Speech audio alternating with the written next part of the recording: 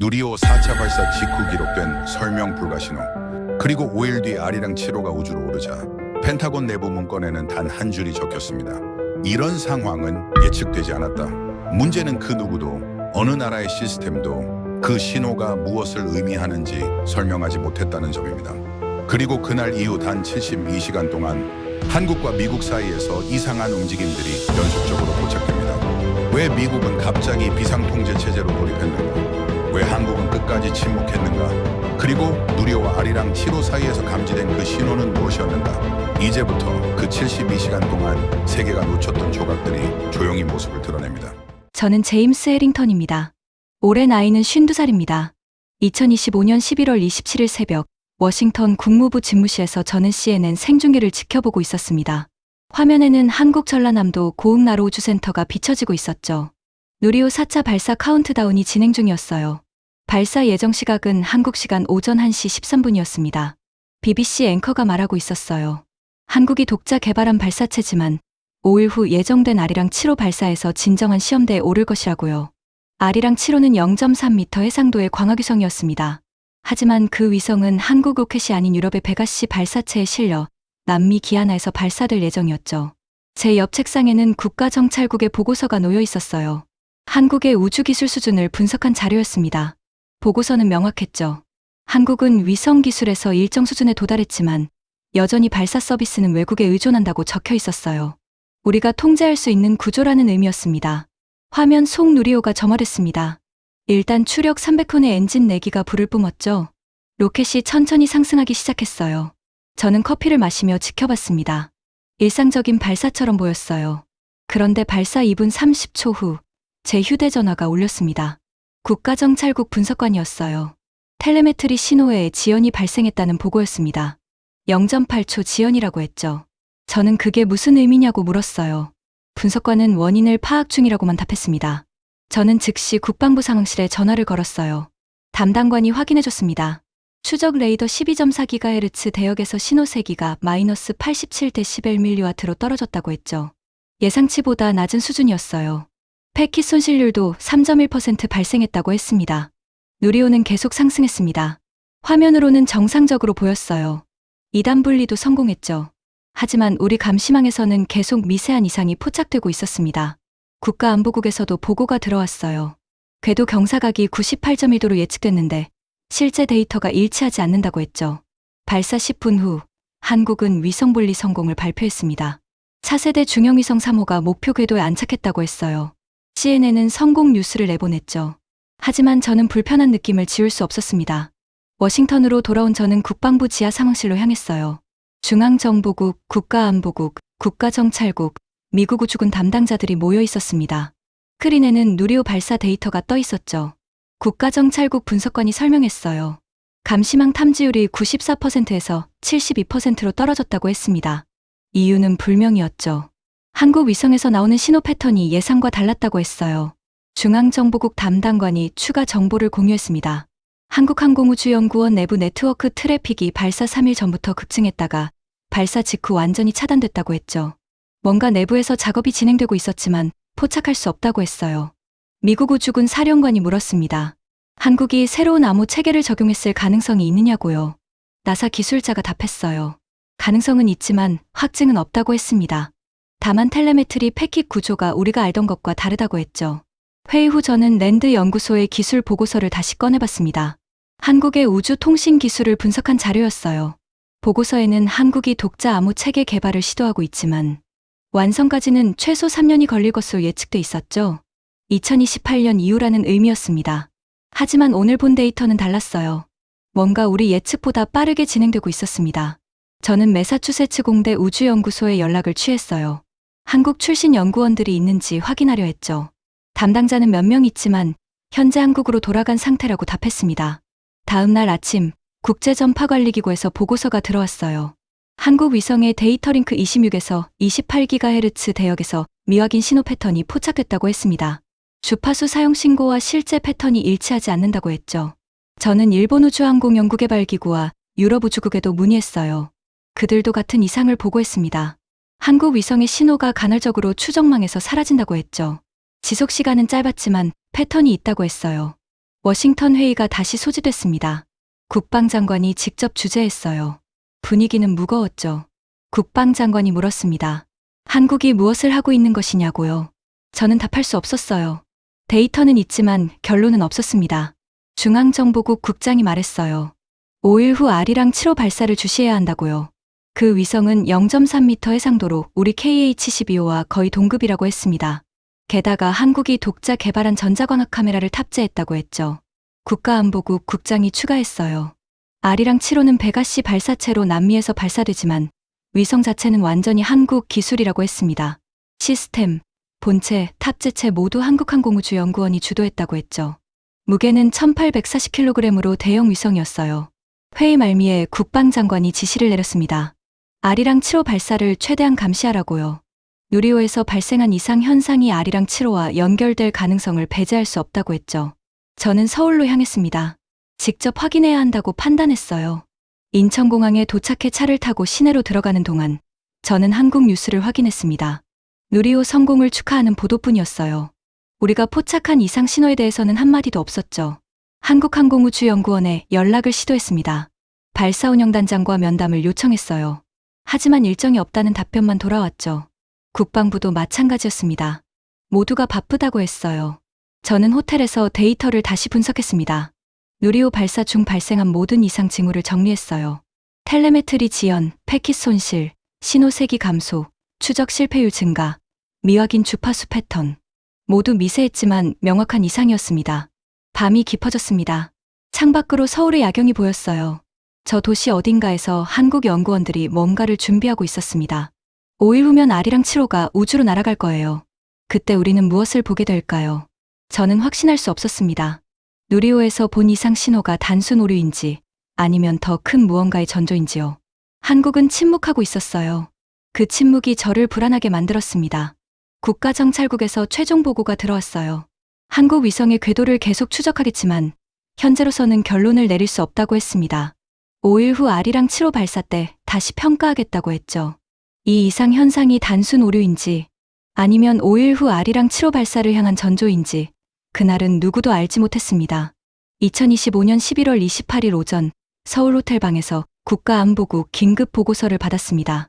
전날 누리호 발사 이후 48시간 동안 축적된 데이터를 분석한 결과였어요. 내용은 제 불안감을 더 키웠죠. 보고서 첫 페이지에는 명확한 수치가 나와 있었습니다. 신호세기가 마이너스 92대 11mW까지 떨어졌다고 했어요. 발사 당일 기록보다 더 낮았죠. 패킷 손실률은 4.3%로 증가했습니다. 지연 시간도 1.2초로 늘어났어요. 국가정찰국 분석관과 화상통화를 했습니다. 그는 화면을 공유하며 설명했어요. 누리호가 불리한 위성의 텔레메트리에서 통신 오류, 코드 0x11F가 반복 출현했다고 했죠. 이 코드는 우리가 알던 표준 프로토콜에 존재하지 않는다고 했습니다. 저는 즉시 워싱턴으로 돌아가는 비행기에 올랐어요. 펜타곤에서 긴급회의가 소집됐다는 연락을 받았습니다. 기내에서도 계속 데이터를 검토했죠. 궤도 경사각은 98.1도로 공식 발표됐지만 국가정찰국 레이더 추적률은 78%에 머물렀어요. 22%는 추적 불가능 상태였습니다. 워싱턴에 도착해 펜타곤 지하 작전실로 향했습니다. 중앙정보국 국장, 국가안보국 국장, 국가정찰국 국장, 미국 우주군 사령관이 이미 모여 있었어요. 대형 스크린에는 누리호 발사 이후 72시간 동안 수집된 모든 데이터가 표시돼 있었죠. 나사 기술자가 발표를 시작했습니다. 한국 위성에서 감지된 전파 스펙트럼이 14.7GHz 범위 내에서 이상치를 보인다고 했어요. 다중경로 간섭 수치가 12.4dB로 측정됐는데 이는 정상 범위를 벗어난다고 했죠. 신호 변조 패턴도 미확정 상태라고 덧붙였습니다. 중앙정보국 국장이 추가 정보를 공유했어요. 한국항공우주연구원 서버 트래픽을 분석한 결과 23시 14분 협정 3개시 기준으로 국가안보국 감시로그에 급격한 변동이 포착됐다고 했습니다. 하지만 내용은 암호화되어 있어 해독이 불가능했죠. 국방장관이 물었습니다. 이 모든 이상 신호가 의도된 것일 가능성이 있느냐고요. 국가정찰국 국장이 답했어요. 가능성을 배제할 수 없지만 확증도 없다고 했습니다. 다만 우연치고는 패턴이 너무 명확하다고 했죠. 회의 중에 국제전파관리기구에서 긴급 보고가 들어왔습니다. 한국 위성의 주파수 사용 패턴이 신고, 내용과 일치하지 않는다는 공식 통보였어요. 26에서 28GHz 대역에서 미신고, 변조 방식이 감지됐다고 했죠. 저는 일본 우주항공연구개발기구와 유럽 우주국에도 확인을 요청했습니다. 양쪽 모두 같은 이상을 보고했어요. 일본 우주항공연구개발기구는 위성 신호가 간헐적으로 15초에서 20초간 완전히 사라진다고 했습니다. 유럽 우주국은 추적 레이더에서 반사파 강도가 예측값의 63%에 불과하다고 보고했죠. 회의 후 저는 국무부로 돌아와 한국 대사관에 공식 서한을 보냈어요. 누리호 발사 중 감지된 이상 신호에 대한 설명을 요청하는 내용이었습니다. 48시간 이내 답변을 달라고 명시했죠. 하지만 한국은 응답하지 않았습니다. 이틀이 지나도 아무 연락이 없었어요. 외교부 대변인은 정례 브리핑에서 모든 발사는 정상적으로 진행됐다는 말만 반복했죠. 기술적 질문에는 답하지 않았습니다. 11월 30일 아리랑 7호 발사 48시간 전이었어요. 저는 다시 긴급회의에 참석했습니다. 이번에는 국무장관도 함께했죠. 분위기는 긴박했습니다. 국방장관이 아리랑 7호 사양 보고서를 배포했어요. 보고서에는 놀라운 수치들이 나열돼 있었습니다. 해상도 0.3m, 무게 1840kg, 궤도 고도 576km, 전자광학 카메라 구경은 1.2m급이었어요. 나사 분석가가 설명했습니다. 이 사양은 우리 KH-12호와 거의 동등하다고 했어요. 특히 0.3m 해상도는 지상의 노트북 컴퓨터까지 식별 가능한 수준이라고 했죠. 한국이 이 기술을 완전히 독자 개발했다는 게 확인됐다고 덧붙였습니다. 중앙정보국 국장이 추가 정보를 공유했어요. 아리랑 7호에는 한국이 독자 개발한 전자광학 센서 고해상도 버전이 탑재된다고 했습니다. 제어 모멘트 자이로 기반의 고기동 자세 제어 시스템도 국내 최초로 적용됐다고 했죠. 이 모든 게 한국 기술이었어요. 국가안보국 국장이 우려를 표명했습니다. 만약 아리랑 7호가 누리호와 같은 통신 체계를 사용한다면 우리 감시망이 또다시 이상 신호를 포착할 것이라고 했어요. 그리고 이번에는 더 명확할 거라고 했죠. 국무장관이 결정을 내렸습니다. 한국에 최종 경고를 보내라고 했어요. 아리랑 7호 발사 전 텔레메트리 공유 프로토콜을 확인하고 누리호에서 발생한 이상 신호에 대해 설명하라는 내용이었습니다. 거부 시 외교적 조치를 취하겠다는 암시도 포함됐죠. 저는 서한 작성을 맡았습니다. 기술적 근거를 최대한 상세히 담았어요. 패킷 손실률, 신호 지연, 추적 실패율, 통신 오류 코드, 주파수 이상 패턴, 모든 수치를 나열했죠. 이것이 단순 우연이 아니라는 걸 입증하기 위해서였습니다. 12월 1일 새벽 한국 대사관에서 답신이 왔어요. 내용은 간결했습니다. 모든 발사는 국제 규정을 준수했으며 기술적 이상은 확인되지 않았다는 한 문장뿐이었죠. 우리가 제시한 수치들에 대한 언급은 전혀 없었습니다. 저는 분노를 느꼈어요.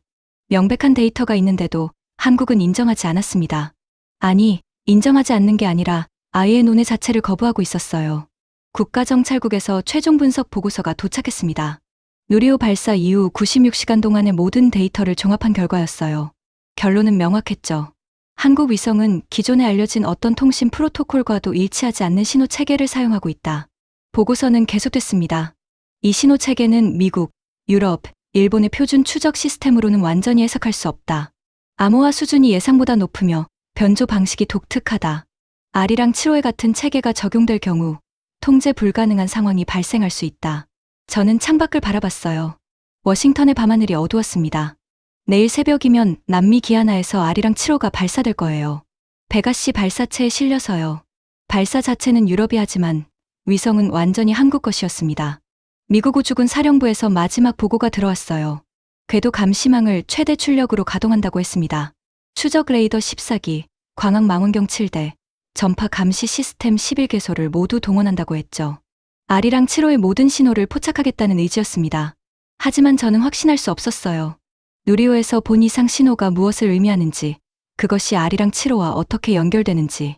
데이터는 쌓였지만 설명은 없었습니다. 한국항공우주연구원은 여전히 침묵했어요.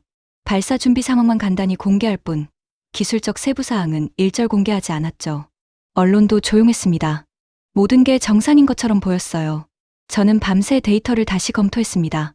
텔레메트리 지연 1.2초, 패킷 손실률 4.3%, 신호 세기 마이너스 92대 11mW, 추정률 78%, 통신 오류 코드 0x11f. 모든 숫자가 머릿속에 맴돌았어요. 이 모든 이상 신호가 무엇을 의미하는지 그때도 아무도 알지 못했습니다. 2025년 12월 2일 새벽 펜타곤 지하 작전실에 모든 주요 인물이 모였습니다. 국방장관, 중앙정보국 국장, 국가안보국 국장, 국가정찰국 국장, 미국 우주군 사령관. 한국 시간 오전 2시 21분 남미 기아나에서 아리랑 7호가 발사될 예정이었어요. 대형 스크린에는 작전 계획이 표시되어 있었습니다. 코드명 오버워치였죠. 아리랑 7호의 통신을 차단하고 우리 감시망 안에 묶어두는 작전이었어요. 미국 우주군이 주도했고 국가안보국과 국가정찰국이 지원했습니다. 미국 우주군 기술관이 설명을 시작했어요. 재밍 출력은 43.8dB로 설정했다고 했습니다. 레이더 스캔 주기는 1.3초, 스펙트럼 변조 패턴은 14.8에서 15.0GHz 범위를 커버한다고 했죠. 한국 위성이 사용할 수 있는 모든 주파수 대역을 차단하겠다는 계획이었습니다. 국가정찰국 분석관이 추가 설명을 했어요. 누리호 발사 때 감지된 이상 신호 패턴을 기반으로 예측 모델을 만들었다고 했습니다. 주파수 급변 구간이 0.27초였고 링크 전환 지연이 2.14초였다고 했죠. 이 타이밍에 맞춰 재밍을 투입하면 효과적일 거라고 했어요. 하지만 나사 기술자는 우려를 표명했습니다. 누리호 데이터만으로는 아리랑 7호를 완전히 예측할 수 없다고 했어요.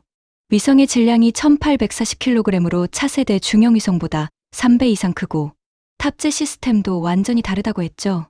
통신 프로토콜이 업그레이드 됐을 가능성도 있다고 덧붙였습니다. 중앙정보국 국장이 최신 정보를 공유했어요. 한국항공우주연구원이 발사 48시간 전부터 완전히 침묵 모드에 들어갔다고 했습니다. 내부 네트워크 트래픽이 0으로 떨어졌다고 했죠. 외부와 단절된 상태였어요. 저는 지난 72시간 동안 수집한 데이터를 다시 검토했습니다. 탐지 신호 세기가 마이너스 94dBmW까지 떨어졌던 기록.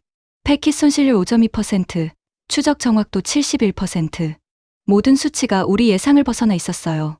국방장관이 최종 결정을 내렸습니다. 작전을 진행하라고 했어요. 아리랑 7호가 궤도에 진입하는 순간부터 재밍을 시작한다고 했죠. 한국은 이번만큼은 우리 통제 안에 있어야 한다고 강조했습니다. 발사 6시간 전 유럽 우주국에서 연락이 왔어요. 베가시 발사체 최종 점검이 완료됐다고 했습니다. 기상 조건도 양호하고 모든 시스템이 정상이라고 했죠. 발사는 예정대로 진행될 거였어요. 국제전파관리기구도 감시 체제를 강화했습니다. 26에서 28GHz 대역 전체를 실시간으로 모니터링한다고 했어요. 한국 위성의 모든 신호를 기록하겠다는 의지였죠.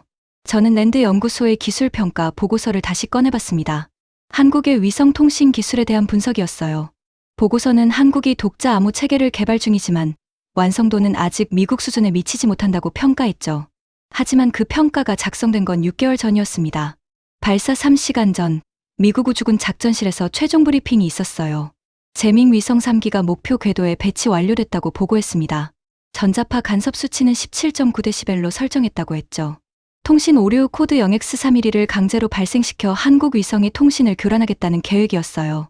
하지만 저는 점점 불안해지고 있었습니다. 누리호에서 본 이상 신호가 자꾸 떠올랐어요. 텔레메트리 지연, 패킷 손실, 주파수 변조 패턴의 불일치. 모든 게 설명되지 않았죠. 우리는 원인도 모르는 채 대응책을 세운 거였어요. 발사 1시간 전 기아나 우주센터에서 최종 카운트다운이 시작됐다는 통보가 왔습니다. 아리랑 7호가 베가시 발사체에 탑재되어 대기 중이라고 했어요. 모든 시스템 점검이 완료됐다고 했죠. 펜타곤 작전실의 모든 화면이 기아나를 향했습니다. 실시간 중계 영상이었어요. 발사대에 서 있는 베가시가 보였죠. 그 안에 한국의 아리랑 7호가 실려 있었습니다.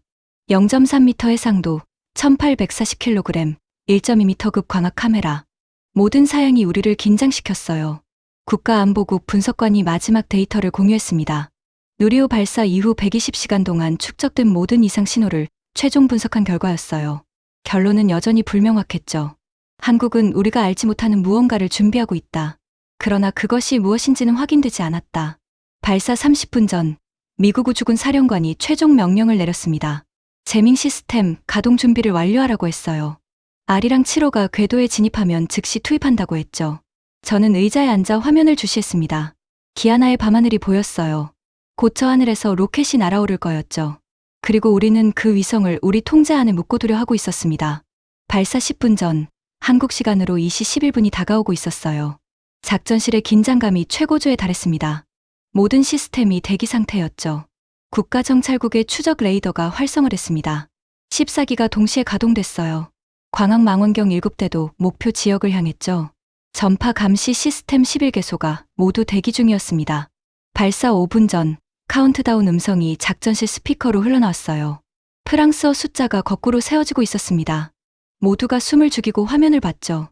발사 1분 전 저는 문득 생각했습니다. 우리가 정말 이길 수 있을까요? 누리호에서 본 이상 신호, 한국의 침묵, 설명되지 않는 모든 데이터. 그것들이 의미하는 게 뭘까요? 점화가 시작됐습니다. 베가시의 고체 로켓이 불을 뿜었어요. 발사대를 떠나 상승하기 시작했죠. 작전실의 모든 눈이 화면에 고정됐습니다. 1분 후 미국 우주군이 보고했어요. 추적 시작했다고 했습니다. 레이더가 로켓을 포착했다고 했죠. 신호가 정상적으로 들어오고 있다고 했어요. 2분 후 1단 분리가 확인됐습니다. 베가시가 정상 궤도로 진입하고 있었어요. 모든 게 계획대로였죠. 3분 후 2단 점화가 시작됐습니다. 화면에는 여전히 정상 비행 데이터만 표시됐어요. 7분 후 국가정찰국이 보고했습니다. 페어린 분리 확인했다고 했어요. 곧 R이랑 7호가 분리될 거라고 했죠. 43분 후 위성 분리가 발생했습니다. R이랑 7호가 베가시에서 떨어져 나갔어요. 목표 궤도 576km 진입을 시작했죠. 미국 우주군 사령관이 명령을 내렸습니다. 재밍 시작하라고요. 재밍 신호가 투입됐습니다. 43.8dB 출력이 R이랑 7호를 향해 쏟아졌어요. 작전실의 모든 모니터가 재밍 상태를 표시했죠. 그런데 10초가 지났습니다. 20초가 지났어요. 30초가 지났죠. 국가정찰국 분석관이 당황한 목소리로 보고했습니다. 신호 포착이 안 된다고 했어요. R이랑 7호의 위치가 확인되지 않는다고 했죠. 나사 추적 시스템도 같은 보고를 올렸습니다. 레이더 반사파가 감지되지 않는다고 했어요. 위성이 사라졌다고 했죠. 저는 화면을 응시했습니다. 모든 추적 시스템이 공백을 표시하고 있었어요. R이랑 7호는 궤도에 있어야 했습니다. 하지만 우리는 그것을 볼 수 없었죠. 그때 나는 처음으로 설명되지 않는 공백을 보았다. 이전과는 다른 패턴이 움직이고 있었다. 하지만 그것이 무엇인지는 아직 누구도 알지 못했습니다. 펜타곤 작전실의 모든 화면이 공백을 표시하고 있었습니다. R이랑 7호 분리 후 1분이 지났지만 어떤 추적 시스템도 위성을 포착하지 못했어요. 신호 세기는 마이너스 112dBmW로 측정 불가능 수준이었죠. 탐지율은 0.4%였습니다. 국가정찰국 분석관이 당황한 목소리로 보고했어요. 레이더 14기 모두 반사파를 잡지 못한다고 했습니다. 광학 망원경도 마찬가지였죠. 위성이 목표 궤도 508km에 있어야 하는데 아무것도 보이지 않는다고 했어요. 미국 우주군 기술관이 재밍 시스템을 점검했습니다. 모든 장비가 정상 작동 중이었어요. 43.8dB 출력이 계속 투입되고 있었죠. 하지만 교란할 신호 자체가 없었습니다. 나사 추적센터에서 긴급 보고가 들어왔어요. 스펙트럼 분석 결과 14.72에서 15.03GHz 대역 전체가 공백이라고 했습니다. 한국 위성이 이 주파수를 사용하지 않는다는 의미였죠. 우리가 차단하려던 대역 자체가 틀렸던 거예요. 국가안보국 국장이 물었습니다. 다른 주파수를 사용하는 것이냐고요. 기술관이 답했어요. 알 수 없다고 했습니다. 모든 표준 대역을 스캔했지만 신호가 포착되지 않는다고 했죠. 2분이 지났습니다. 작전실은 혼란에 빠졌어요. 패킷 손실률이 98.7%로 표시됐습니다. 재밍 출력 대비 신호 유지율은 0.02%였죠. 우리는 아무것도 차단하지 못하고 있었어요. 3분이 지났습니다. 중앙정보국 서울지부에서 연락이 왔어요.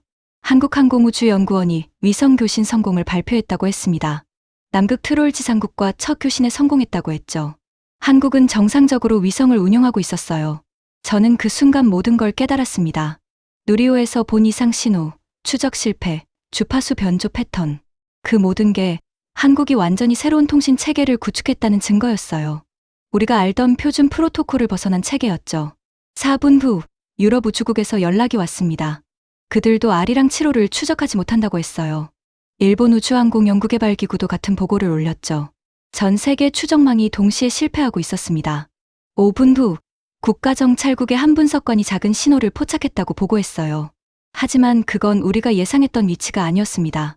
궤도각 가감률이 0.911도 매초로 계산됐는데 이는 일반적인 위성 궤도와 달랐어요. 7분 후 국제전파관리기구에서 긴급 통보가 들어왔습니다. 미신고 주파수 대역에서 신호가 감지됐다고 했어요. 주파수 도약 간격이 0.31초로 측정됐다고 했죠. 이건 우리가 본 적 없는 방식이었습니다. 8분 후 작전실 대형 스크린이 깜박이기 시작했어요. 국가정찰국 담당관이 말했습니다. 신호를 다시 잡았다고요. 좌표가 나온다고 했죠. 화면에 숫자들이 떠올랐습니다. 위성 고도 508km, 실시간 좌표 갱신 주기 0.07초. 그리고 그 다음 화면이 나타났어요. 방금 들어온 실시간 화면입니다. 펜타곤 주차장이 보였습니다. 해상도 0.24m였어요. 차량 번호판이 선명하게 식별됐죠. 주차선 하나하나가 보였습니다. 카메라가 이동했어요. 국가안보국 본부 옥상이 나타났죠. 안테나 볼트까지 보였습니다. 화면이 다시 전환됐어요. 콜로라도 우주군 사령부였습니다. 건물 외벽에 환풍구가 선명했어요. 주차장에 세워진 차량의 타이어 문양까지 식별됐죠. 작전실이 정적에 휩싸였습니다. 아무도 말하지 않았어요. 국방장관의 입이 굳게 다물어져 있었죠. 중앙정보국 국장은 화면을 응시한 채 움직이지 않았습니다. 나사 기술자가 떨리는 목소리로 말했어요. 이건 우리 KH-12호급이라고요. 아니, 어쩌면 그 이상일 수 있다고 했죠. 광학계 성능이 예상을 뛰어넘는다고 했습니다. 화면이 또 바뀌었습니다. 이번엔 일본 요코스카 해군기지였어요. 정박 중인 함정에 갑한 장비까지 선명하게 보였죠. 다음은 중국 하이난도 위성 발사센터였습니다. 발사대 구조물의 세부까지 포착됐어요. 미국 우주군 사령관이 물었습니다. 어떻게 이게 가능하냐고요. 우리 재밍을 뚫었을 뿐만 아니라 우리 추적망을 완전히 회피하고 있다고 했죠. 국가정찰국 분석관이 답했어요. 한국이 완전히 새로운 통신 프로토콜을 개발한 것 같다고 했습니다. 주파수 도약 방식이 우리가 알던 것과 다르다고 했죠. 암호화 수준도 예상을 뛰어넘는다고 했어요. 저는 그제야 누리호 발사 때 본 모든 이상 신호의 의미를 이해했습니다. 텔레메트리 지연, 패킷 손실, 추적 실패. 그건 오류가 아니었어요. 한국이 의도적으로 우리 감시망을 테스트하고 있었던 거였죠. 그리고 완벽하게 무력화할 방법을 찾았던 겁니다. 10분 후 CNN 속보가 나왔어요. 한국 아리랑 7호 발사 성공, 초고해상도 영상 공개. 전 세계 언론이 한국의 기술력을 보도하기 시작했죠. 국방장관이 회의 중단을 선언했습니다. 재평가가 필요하다고 했어요. 저는 작전실을 나와 복도에 섰죠. 25년간 제가 지켜온 체계가 무너진 걸 느꼈습니다. 다음 날 워싱턴에서 긴급 안보회의가 열렸어요. 대통령도 참석했습니다. 저는 상황을 보고했죠. 한국은 더 이상 우리 통제 대상이 아니라고 말했어요. 기술적으로 동등하거나 일부 영역에서는 우리를 앞섰다고 보고했습니다. 대통령이 물었습니다. 어떻게 대응해야 하느냐고요. 저는 답했어요. 협력 관계로 전환해야 한다고요.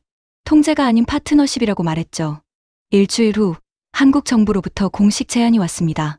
우주기술 공동연구 협력안이었어요. 양자내성 암호, 위성통신 시스템, 고해상도 센서 기술. 한국은 이 모든 분야에서 협력을 제안했죠. 저는 서울로 향했습니다. 이번엔 통제하러 가는 게 아니었어요. 배우러 가는 거였죠. 한국항공우주연구원에서 박준혁 단장과 최서윤 박사를 만났습니다. 그들은 조용히 설명해 줬어요. 누리호 발사가 아리랑 7호를 위한 준비 과정이었다고요.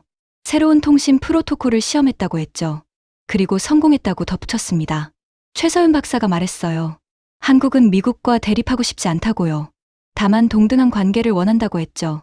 기술 종속이 아닌 상호 존중이라고 했습니다. 저는 그 말을 듣고 뭔가 뜨거운 게 가슴에서 올라오는 걸 느꼈어요. 25년간 저는 한국을 통제 대상으로만 봤습니다. 하지만 그들은 파트너가 되고 싶어 했어요. 지배가 아닌 협력을 원했죠. 나로 우주센터를 둘러보는 동안 저는 한국 연구원들의 눈빛을 봤습니다. 자부심과 겸손이 동시에 담겨 있었어요. 그들은 자신들의 성취를 과시하지 않았죠. 그저 묵묵히 다음 단계를 준비하고 있었습니다. 워싱턴으로 돌아온 저는 새로운 협력안을 작성했어요. 한미 우주 기술 공동 개발 프로그램이었습니다. 국무부는 이를 승인했죠. 1년 후 나사와 한국항공우주연구원의 공동 프로젝트가 시작됐어요. 저는 이제 정기적으로 서울을 방문합니다. 박준혁, 최서윤과는 동료가 됐죠. 그들에게서 많은 걸 배웠어요. 기술뿐만 아니라 철학도요. 제 책상에는 아리랑 7호가 찍은 사진이 놓여 있습니다. 지구를 내려다보는 0.24m 해상도의 이미지예요. 그 사진을 볼 때마다 저는 생각합니다. 한국이 보여준 건 단순한 기술적 성취가 아니었어요. 그들은 존중받기 위해 준비했죠. 조용히, 철저하게요. 그리고 필요한 순간에 보여줬습니다. 과시하지 않고요. 나는 처음으로 한국의 기술을 두려움이 아닌 경외로 바라보았다. 진정한 힘은 강요에서 나오지 않습니다. 실력으로 인정받고 그 인정을 겸손하게 받아들이는 것. 그게 한국이 저에게 가르쳐준 거였어요. 기술은 베낄 수 있어도 영혼은 베낄 수 없다.